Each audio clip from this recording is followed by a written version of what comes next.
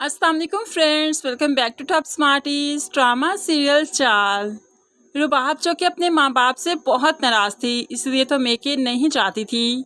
लेकिन अब उसके माइंड में आइडिया आया कि उसे मेके जाना चाहिए ताकि ससुराल वालों की ज़्यादा से ज़्यादा बुराई करे और माँ बाप को एहसास हो कि सिकंदर के साथ उसकी शादी का फैसला उनका कितना गलत था। तभी तो वो जानबूझकर कुछ ऐसा माहौल क्रिएट करती है कि उसको नुकसान पहुंचता है और फिर रोते धोते माँ बाप के पास पहुंच जाती है, हमदर्दी देने के लिए, उन्हें शर्मिंदा करने के लिए।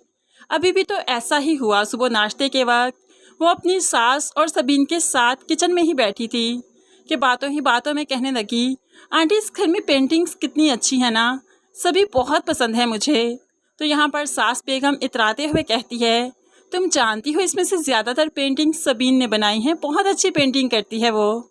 अब तो रुबाब को मौका मिल गया। अच्छा श्योर आंटी, वैसी हैरत की बात है, जिस औरत की ज़िंदगी में खुद रंग ना हो, उसकी ज़िंदगी बेरंग हो, उसे भला रंगों से इश्क कैसे हो सकता है।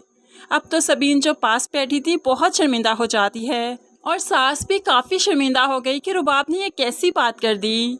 लेकिन सबीन फ़ौरन से पहले उठ जाती है, बात को टालना चाहती है, इसलिए तो फ़ौरन चाय बनाकर ले आई। अच्छा रुबाब, सारी बातें छोड़ो, ये पीकर देखो मेरे हाथ की चाय कैसी बनती है। अब तो रुबाब जो कोई ना कोई मौका ज़रूर ढूंढना चाहती है, इसलिए तो चाय पकड़ते पकड़ते जानबूझकर खुद पर गिरा लेती है और फिर खुद ही से चीखना चिल्लाना शुरू कर दिया। सबीन तो काफ़ी शर्मिंदा हो जाती है, लेकिन रुबाब यही सब कुछ ही तो चाहती थी। सिकंदर को मालूम पड़ा तो जल्दी से भागते हुए फर्स्ट एड ले आता है। रुबाब यहाँ पर बैठो, देखो कितनी रेड हो चुकी है तुम्हारी स्किन, ज़रा एहतियात से पकड़ती ना चाय।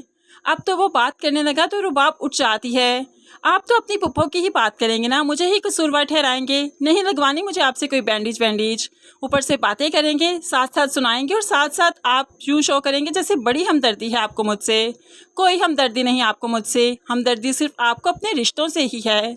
अब यहाँ पर सिकंदर तो रुबाब के बदलते हुए तेवर नहीं समझ पा रहा कि आखिर ये ऐसी क्यों करती है, आखिर ये एडजस्ट होने की कोशिश क्यों नहीं कर रही। दूसरी तरफ रहील जो कि ऑफिस की मसरूफियात की वजह से अपना हनीमून पोस्टपोन कर चुका था, लेकिन चूंकि आजकल वो फ्री है तो वो हनीमून पर जाना चाहता है। जैसे ही शैला से बात हुई तो वो तो अब गड़े मुर्दे उखेड़ने लगी, हाँ जी तुम जाओ, तुम्हें अपनी बेगम के साथ वक्त गुजारना है, तुम्हें तो हनीमून भूलता ही नहीं, और एक मेरी बेटी है, किसी ने उसे हनीमून की ऑफ़र की ही नहीं।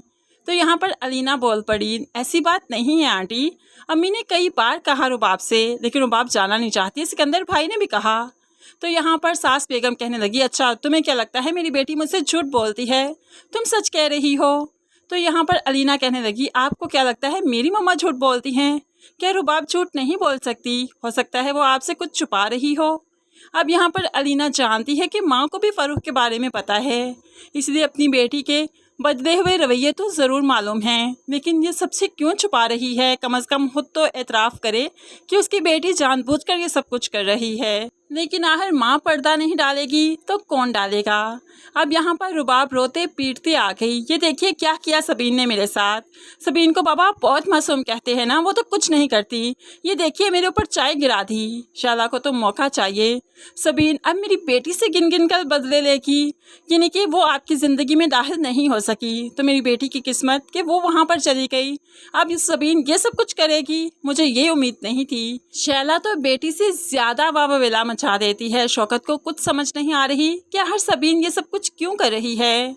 दूसरी तरफ सबीन काफ़ी शर्मिंदा है कि रुबाब अपने घर गई है, पता नहीं वहाँ पर सबको क्या बताएगी, सब मेरे बारे में क्या सोचेंगे, चाहकर भी अपनी सफाई में शौकत को कुछ नहीं बता सकती। दूसरी तरफ रुबाब जो घर गई है तो माँ बाप रुबाब का मूड ठीक करने के लिए भाई और भाभी के साथ उसे बाहर आउटिंग के लिए भेज देते हैं।